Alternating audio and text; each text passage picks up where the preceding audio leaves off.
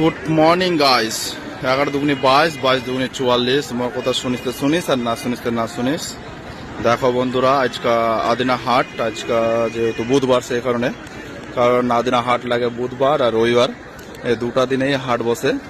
আর এই হাটে আজকা এত আলু নামছে যে অ্যাক্সেস, মানে এরকম আলু হয়তো কোনো হাটেও লাগেনি বা আসেনি, কেউ কলকাতা কোনো লাগেনি, আসেনি কেউ। তো এত আলু আসছে যে আলু মনে হয় যে কেউ বিক্রি করে পাবে, কেউ বিক্রি করে পাবে না।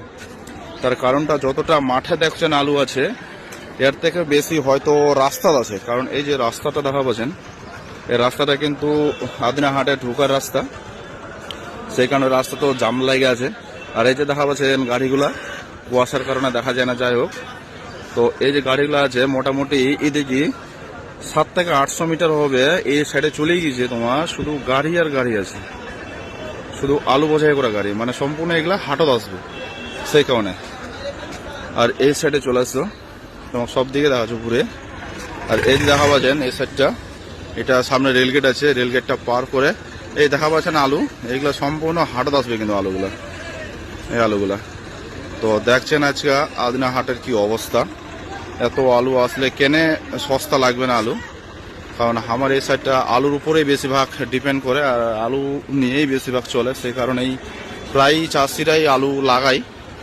আর আজকে আলুর রেট 1 থেকে ওই 150 টাকা, 100 টাকা, 150 টাকা এরকম কেনা বেচা আজকে চলছে এই পর্যন্ত।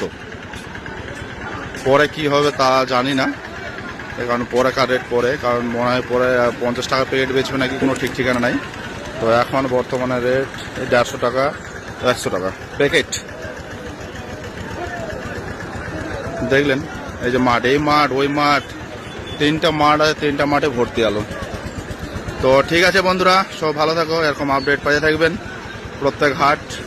কারণ আজকে যেহেতু বুধবার, তো আছে আদিনা হাট, কারণ বুধবার আর রবিবার এই দুদিনে লাগে আদিনা হাট। ঠিক আছে বন্ধুরা, সব ভালো থাকো।